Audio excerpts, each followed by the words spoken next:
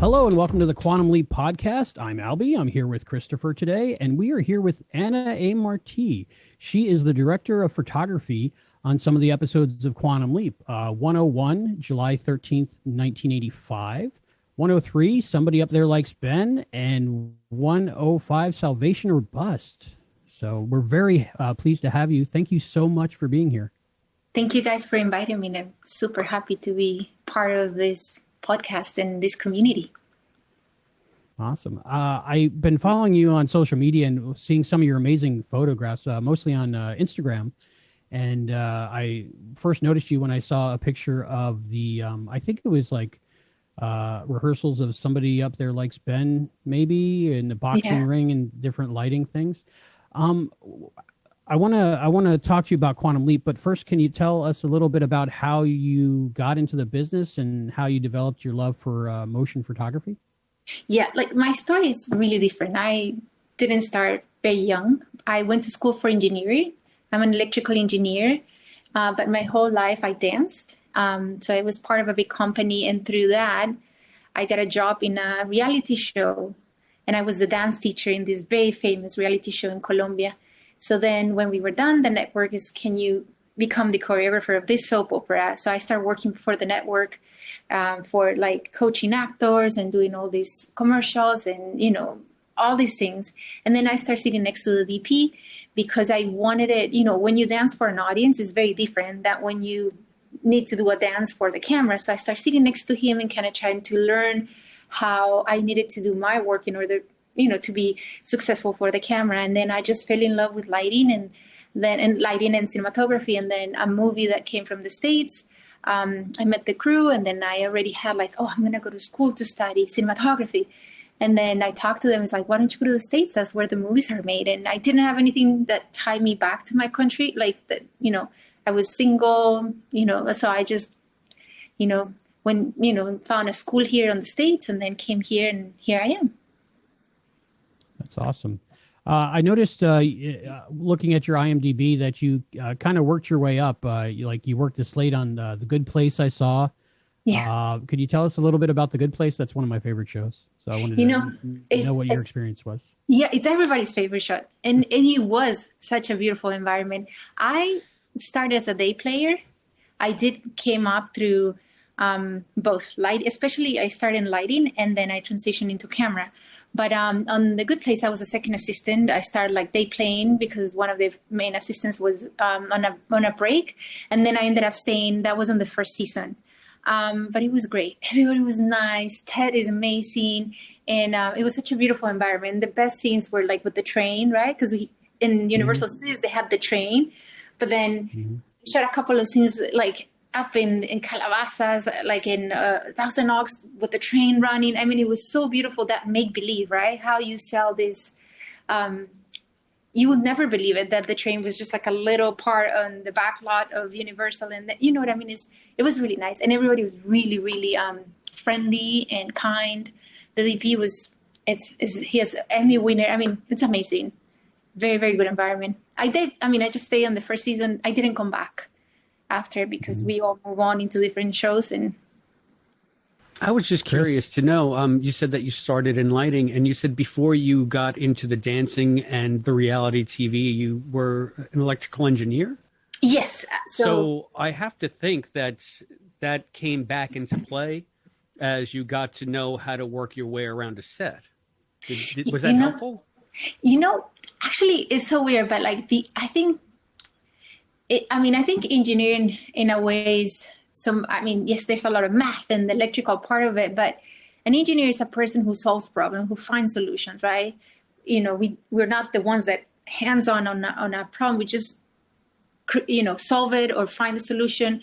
So, but when I did come to Hollywood and I started working on sets, I could understand the power distribution because I knew generators, I knew three phases, I knew how to balance load. So I guess when I went to school and we started learning all that, like I already knew how to do, like I need resistance and, you know, wattage and all that. Like it was easier for me to get that concept. And when I started working on the lighting side, again, I used to be a gaffer, so I could find like if we had the balance on the loads or like if we needed to do some things on the generator. But more than that, like technically, no, unless now that, a director of photography, we're so blessed because you are the director of a vision and you have all these beautiful teams doing it for you. So it's so weird because now we get to kind of stand back a little bit on the process and just see the people do it, doing it for you, which is a blessing. I watched your short film that you wrote and directed. Could you tell me a little bit about that? Yes. Thank you. That was for school. That was my thesis. And yes, like I don't write and I don't direct, but as you can see, it was very visual. It's almost all images that just go with an experience that I had. I fell in love really bad and then he left me, right? So I used all those feelings and kind of like put it together on a film because it was the best way I could express how heartbroken I was. And I remember that I did that with like a 70. I used to work at a rental house, loading and unloading the trucks and driving the trucks. So like I changed hours of work for equipment. So they lent me the lights. And then I paid off with work. My brother helped me a little bit, you go through everything, but I feel very proud. That film, I won Best Thesis at school. And then I made it into the Maui Film Festival in Fort Lauderdale. Like the movie did really well, like on, some festival. So I feel very proud. And it was very personal to my heart. When I was watching it, I was thinking of all the things like the making out scene was very hot. And the scenes where you were showing heartbreak and stuff, I really felt that, and it felt like what it is to go through that kind of thing, and then finally to release it at the end and move on. I thought that would be great if you're shooting Raymond and Caitlin, if they're ever in that environment. Is there things that you can pull from that experience and put into the photography of like a relationship on Quantum Leap?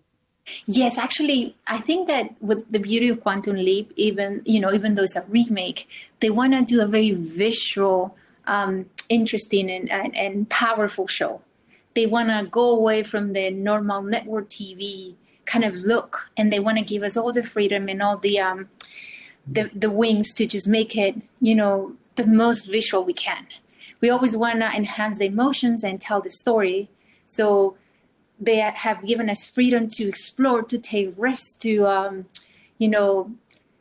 anything that we think we can create visually, they support us. So yes, and Ray and Caitlin, they make such a beautiful couple. They have such a beautiful relationship on set and on cameras that is really simple, right?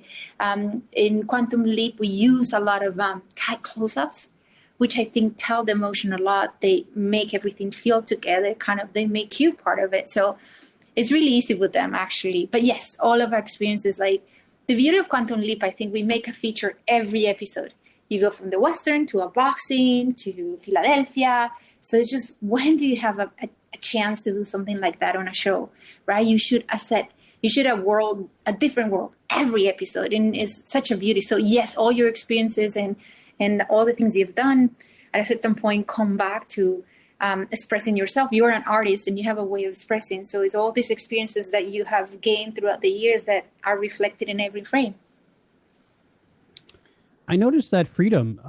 There was some Dutch angles in the Quantum Leap, and you don't normally see that on network television. Are there things that you could point out to people that are viewers that you put in that you would normally not get to, and maybe things that you're looking forward to doing in future episodes? Yeah. So I don't know if you guys saw the first, obviously you guys saw the first episode, but the first time he leaves, there's a 180 move, right, of the camera, and he goes around. That was something that when I interviewed in the job, they told me we want to create this signature move to tell the audience that he's about to leap. And in my mind, it was something like that. Like I proposed, we did it for that. We did it for the end of 101, but they cut it. But that was something, for example, that you wouldn't do it, right? That kind of, that movement is kind of, not normal, right? But I thought that his world's about to change. We're about to go 180 into a different story. So that was my way of kind of like wanting to express with the camera that he was about to transition into another time period. But at the end, they liked it at the beginning, but the creators of the show thought that when he leaves, it's like a very intimate moment with Addison. So the whole going around it was going to distract too much from the emotion. So we don't do it anymore. But I feel really proud because I think it worked on that first episode when we saw it, you know, in the accelerator room. And about the Dutch angles, we can't do them that much. They don't like us to do it that much. But say, for example, in the boxing episode, I think it was great because they were just finding out that Ben wasn't who everybody thought he was. He had been lying, right?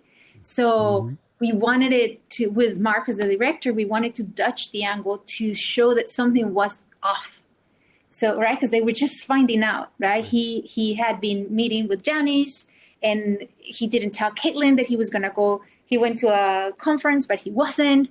So we wanted to kind of like, with nobody knowing, because nobody's going to think that's why we do it. But in our language, right, it means that something is off, that is not what you think, or that he can be crooked. So it's a subtle way of kind of supporting the story. But to tell you the truth, they don't like it that much for us to Dutch the frame. We have to find strong reasons to do it. But, you know, we do big wides and then super tights. We do things with diopters. The eye shot is very special because there's a quantum leap thing. So we're trying to, it's a first season, so we're all trying to find the language and the visual part that it's going to make the show stand out and be its own language, visually, you know, talking. Well, to that end, can you walk our listeners through what a typical production is like for, say, a script?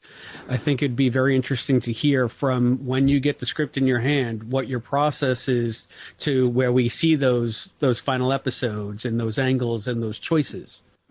Yes, so it's the most beautiful process. So we usually, even before, get an outline, not a script, but an outline. So we kind of like, I know what I'm doing next, right?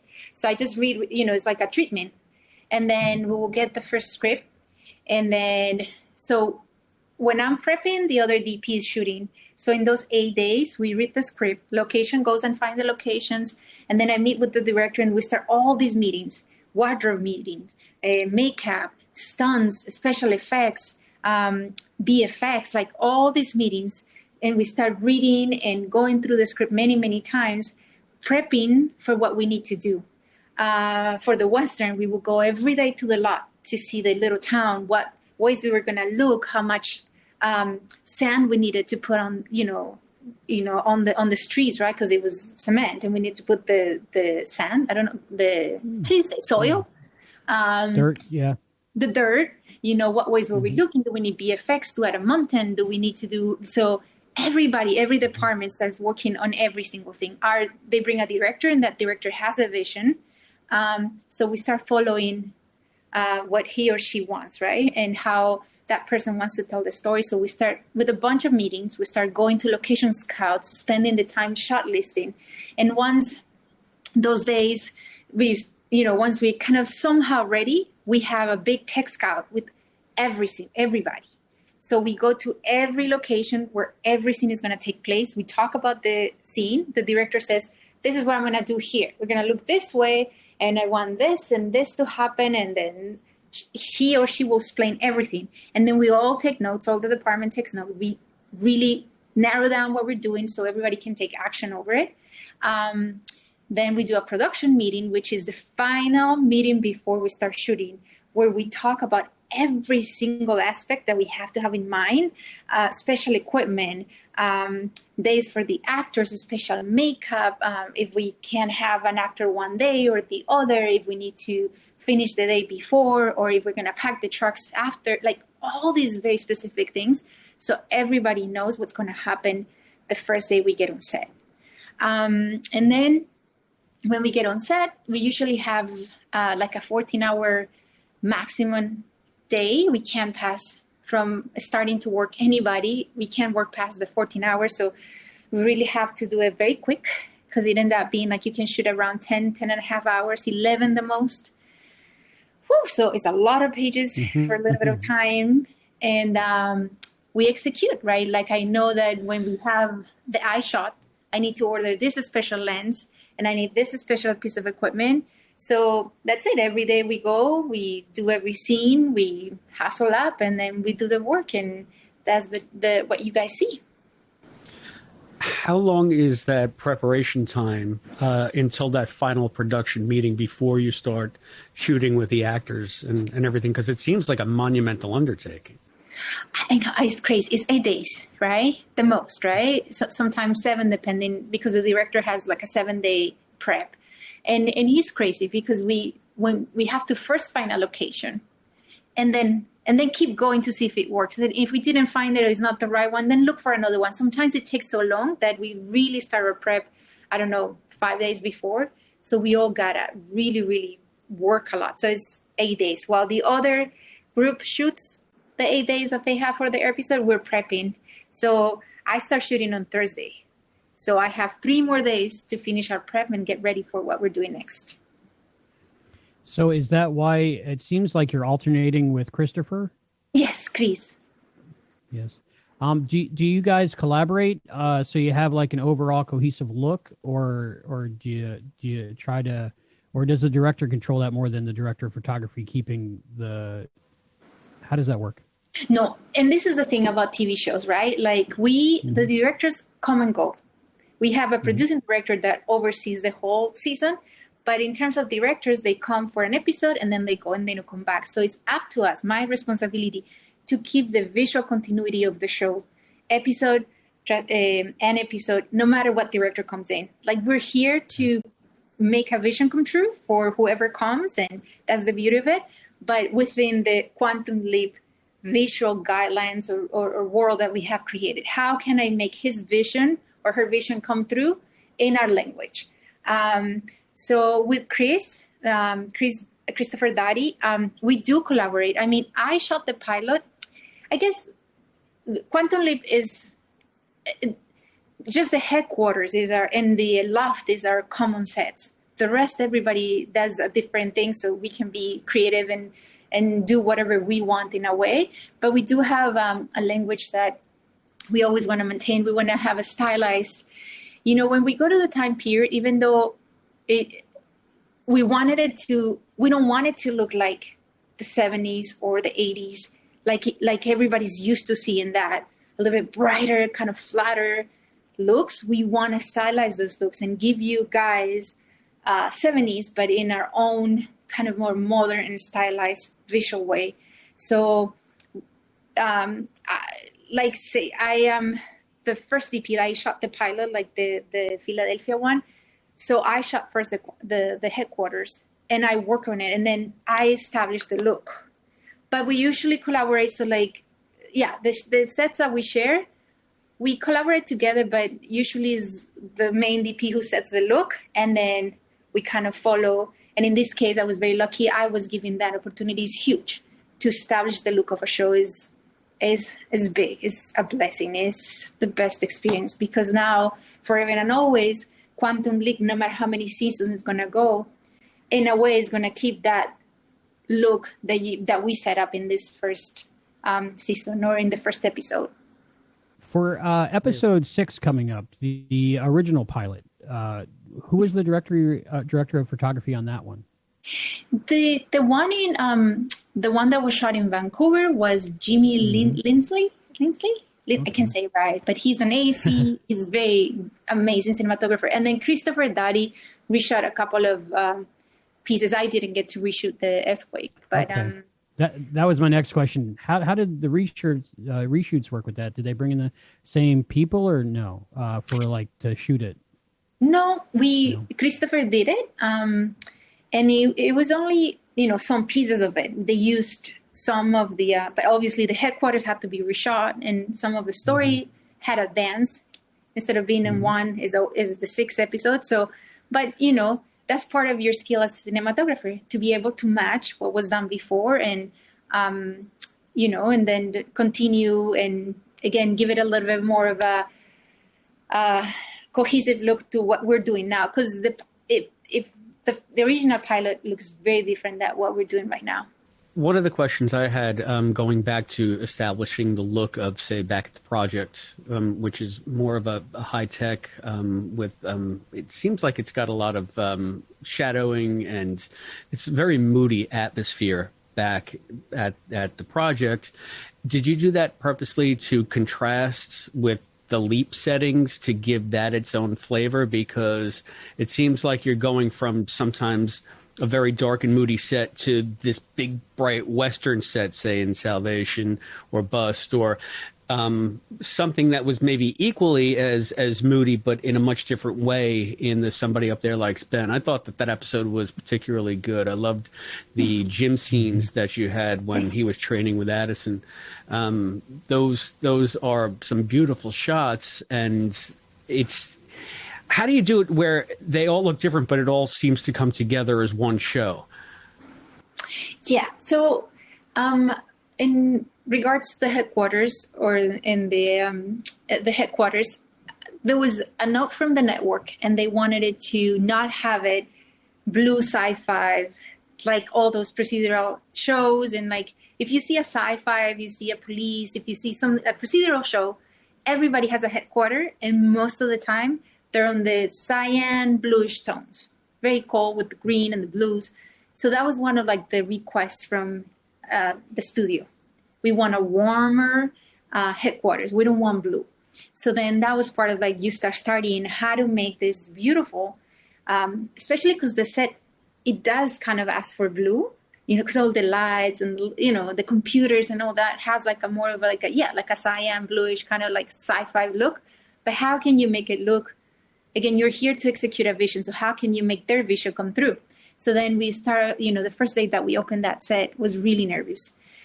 Martin was with us. I mean, it took us a little bit of time when we first lit the first scene, trying to find that color that they wanted it. And we do it moody because in this case, the headquarters is very underground. I don't know if you guys seen the rocks that the set has. So there's no sunlight, there's nothing. We're very, very underground. So kind of like to speak that vibe where you don't know if it's day or night, it just is. And then we wanted to highlight kind of like all the different colors and the difference between the warms and the blues, and Magic's office on the top, like make it moody because it's in a way it's kind of like a research place where a lot of things happen. Sometimes, most of the time, they're in trouble and issues. They're trying to figure out how to help Ben, but it's an experiment kind of like environment where everybody loves it so much. It feels home to them, but it has its own character, right? Siggy is its own. It's like our love, right? Siggy is Siggy. So we wanted to give that a special, look. We didn't want it to look like all the shows. We wanted to make it really special and different.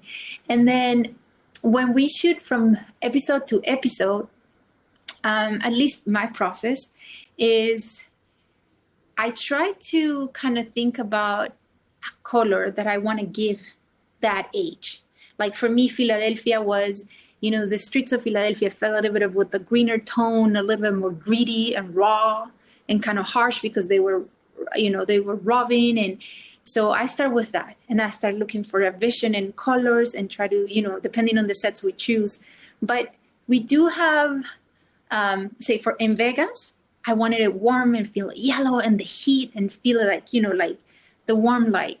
And then for the Western Salvation, I wanted, you guys are going to see, it's going to have a more sepia tone, a little bit desaturated. Mm-hmm. I research a lot about the Western and, all that stuff. So I always start my process with what characteristic I can give to that period, right? And then from then I take inspiration with photograph, with music, with stories, with experiences. And then as long as we have like a visual guide. They love big whites all the time. They like extreme close-ups. They love to swingle, move the camera around, right, between person and person. So as long as I do that, and I give the basis of what we said Quantum Leap is going to be, then I can go ahead and create around it. And they love that. They love that we take risk with the boxing ring. If you see, I research in the 70s, right? No, in the 80s. That was the 80s, right? I forget. That was the 70s league. 70s league, right? Yeah. In the 70s, the boxing rings didn't have color. Everything was tungsten. So I did use the proper lights, the parkans. Those lights that I used, they did exist in the 70s. But what I added that was different is the color. because in my mind was like, I don't want this to feel so like blonde. Like, I don't know how to say that word, like just simple and normal. I wanted to get that kind of magic and that kind of like excitement. And it should feel like a show, right? It's his big moment. So I took the liberty and I asked, and you always ask permission for all these things, like the risk you're going to take it, see if everybody's okay. I said, I want to put color on that ring. I don't want it to be boring or just normal. I wanted to give it a little bit of spice. And they were really, really supportive with that. But see, that is not from the 70s, but we took the liberty to do it. And I hope that nobody care or not care, but minded, just because it does look really pretty. And things like that, you know, we, in Salvation, in the Western, the big whites, the overhead with the shadows, like we, as you guys are going to see, there's a lot of shadows, right? And when you see the shadow of the cowboy and all this, like, we can do anything. That's the beauty of this show. They support us and they let us take risks. The more we do, the better. And hopefully they always pay off. You know, sometimes you take risks, they don't work. But I think we've been lucky so far. I hope that everybody's enjoying what we're doing visually. It's a beautiful show. It really is. And I had to look up tonight who did what episode. So you guys are really in sync on the look of Quantum Leap. Being one of the first people to establish looks of Quantum Leap, do you get to pick like lenses, cameras, what the process is going to be? And can you tell us a little bit about that? Yeah. So when you interview for a show, especially for a first season, you know, you always kind of want to do like a lookbook. So when I first was approached to do this interview, I wasn't shown the pilot. I was just given the Philadelphia script. And then you read it and then you kind of say, okay, this is what I would do. And then I start doing like what visually thought it was going to be nice. So what, in this case, I proposed to shoot anamorphic lenses for the headquarters and the current time, 2022, and then to use spherical lenses, which are, you know, the normal lenses, but a little bit older lenses to give that vintage look. And then I proposed on other stuff, right? Things with the reflections, colors, and then shots, you know. And then when they gave me the job, then we start, okay, what camera you want to use? Because it took a little bit longer to hire the second DP in this case. So we weren't able to collaborate from the beginning. He kind of came in when I was already kind of starting to shoot the pilot. So by then I had to choose the camera, the lenses, the crew.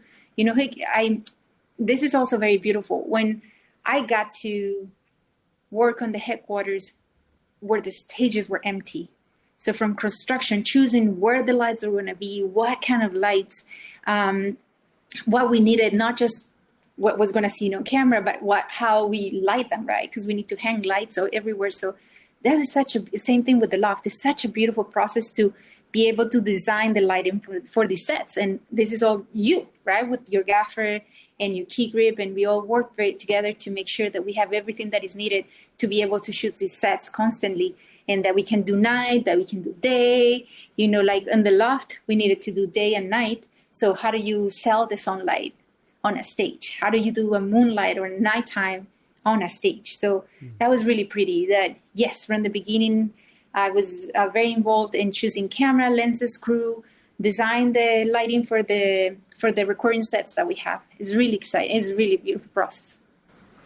I love the set of Ben and Addison's apartment, the loft that you're talking about. I think of it, it's like their impossible apartment. Who could afford that apartment in Santa Monica? It's amazing. One thing, though, that I've noticed in this show, it doesn't happen as often, but one of the, I guess it was a necessity of the original Quantum Leap, was that they would occasionally blend in stock footage of different historical events with the stuff that you're shooting. I've seen that you guys have used some stock footage here and there. I can only imagine that it's more difficult to sort of mix that element in now that you're shooting in such an ultra HD environment. Do you have to take that into consideration when you're planning shots, or is that more of a post-production editing thing? No, it's actually really hard. And also because we have to be aware of it and where is it going to go, right? The hardest, if I can say, are the driving scenes, because it's very hard to find driving plates of like years ago. It's actually kind of impossible. So we used current plates. So the cities have changed. The vehicles that cross are not all the time the same period that we're shooting. So we have to kind of like edit and find loops where we don't show too many cards, and then we speed it up, we blur it so people can really see it. But because it's almost impossible to find all their footage for, say, for example, for the driving scenes, is really, really hard. And then when they use the stock footage, they will find it. The editors will find it. Sometimes they ask us, like, do you guys like this? Here's a couple of options. Do you want to choose which one? And then everybody pitches in, the creator, the director, the DP. And then at the end, they choose whichever they like the most. But the hardest is the driving scenes. We just blurry everything, make it faster, because we haven't been able to find like a good plate for, like, on the Philadelphia thing was impossible. Yeah.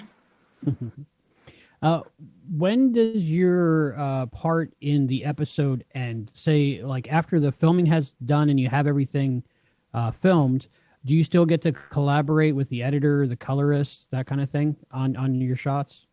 Yes, I don't get to participate in editing process, but I do get to color. So after they edit it, and most of the time some VFX are missing, but it's almost done. But I don't get to see it until it comes out, like the complete thing. But I do work with the colorists. We have a session where we spot it. So I give my notes, or I go there and I said, I like this. Can you please help me with that? Because I have to say the colorists help us so much, because we go so fast. A lot of the things sometimes it's hard to get it where it should be. So the colorist has a big job in this process to help us out as DPs. But yeah, we get to work, and then Martin has the final say on how the show should look. So I give my notes, and then it passes to him, and then that's it.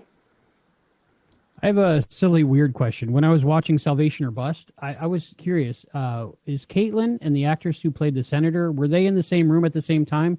Because I wasn't sure. Yes. They were? Okay.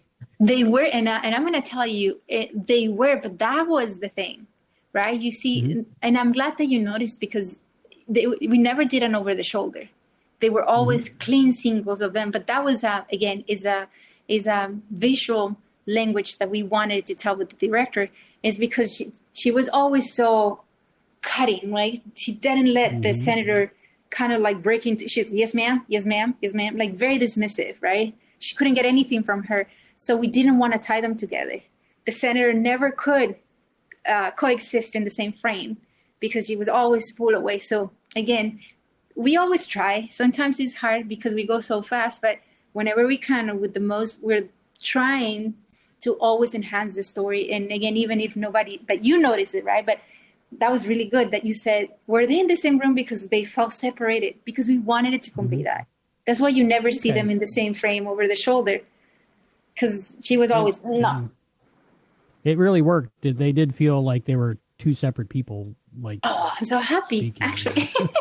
I'm so happy, because we try really hard, but sometimes, again, there's something that we know, but nobody knows.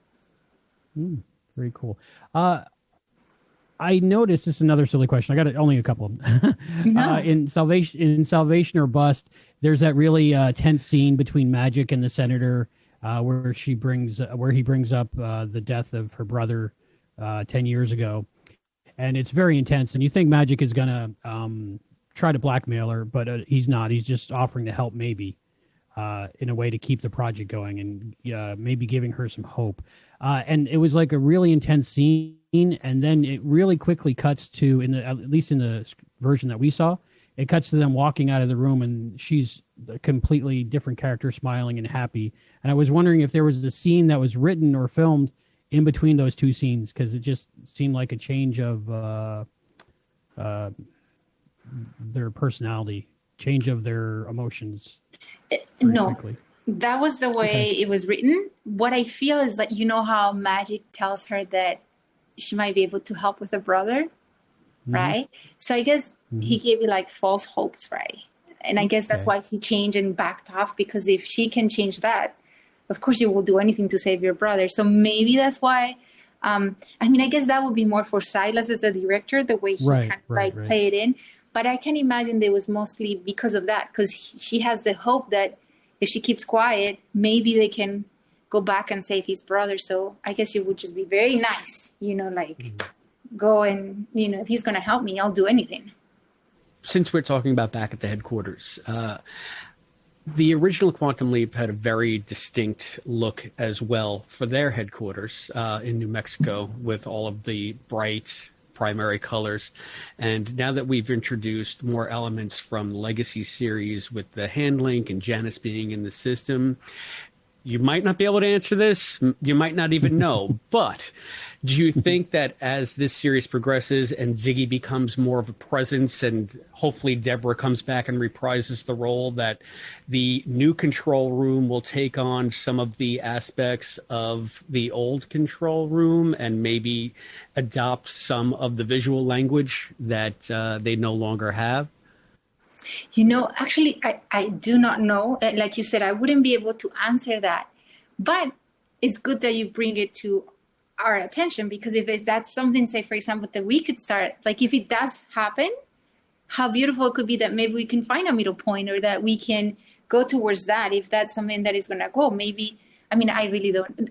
The fact is that we know as much as you guys know. So funny, because we're like, oh my God, what is going to happen? Or when you guys are going to see, but like, there's a lot of stuff that we find as we go as well. It's so exciting, because you're like, ugh. But it's nice to know that now that you mentioned it, that maybe if it does happen, that's something that maybe now that I know, maybe we can try to find a middle. Would you like it to be like that? Like, would you like to see? Me personally, Rainbow yes, lights. I also think and I speak for many of the fans who love the old aesthetic of back at the project, and I can't imagine that it would hurt.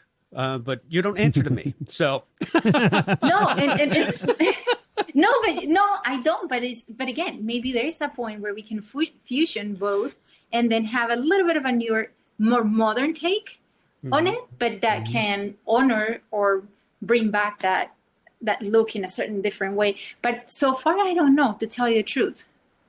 I don't know. We've never tried to copy exactly how it looked before, because we wanted it to honor with everything that we have. We wanted to honor Quantum Leap, the original one, but we also wanted it to make sure that we could also make it our own and special, and give everybody like not a new beginning, but a continuation that was a little bit like 30 years later, right? So kind of like honor what it was and taking it new, so we can make it special again, or make it not what it was, but a little bit like a new take on something that it was very successful. Could we talk a little bit about Resident Alien? That's a show that both Chris and I watch, and we enjoy that. What's it like to work on that show? How is it different than working on Quantum Leap? What's it like to work with Robert Duncan McNeil and Alan Tudyk? All that kind of stuff. Oh my goodness. Look, I always say every show is different. Resident Alien has my heart. It was the most amazing experience. We shoot it in Vancouver, so that makes it already very unique, because we, have you go to a different country, right? Robbie is amazing. Robbie is our producing director, so he oversees all the directors and the whole season, and he's a team player. He's always there for the creative. He's always there for telling the story.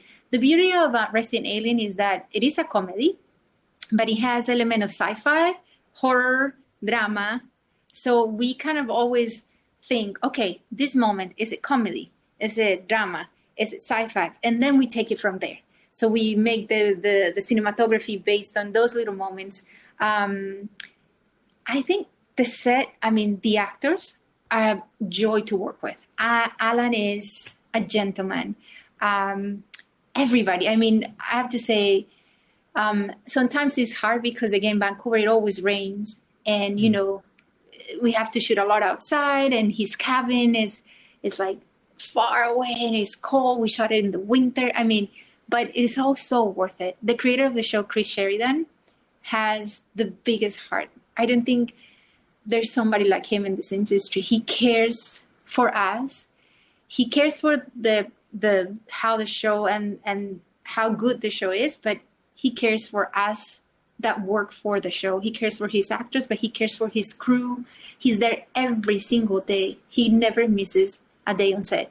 He's always paying attention to everything, every single detail. So between Chris and Robbie, I think that's why it's so magical, is because they are persons before they're filmmakers.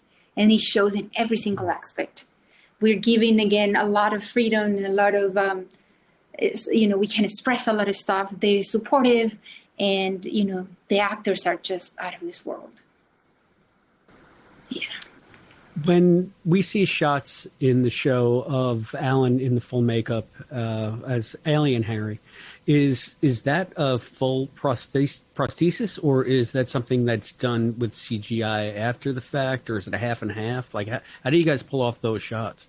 It has BFX, but Alan is the best. He goes into makeup for lots of hours, and he gets from the chest up. So he has this kind of like body with all these, and then the head is a mask, and they put, the eyes and the teeth.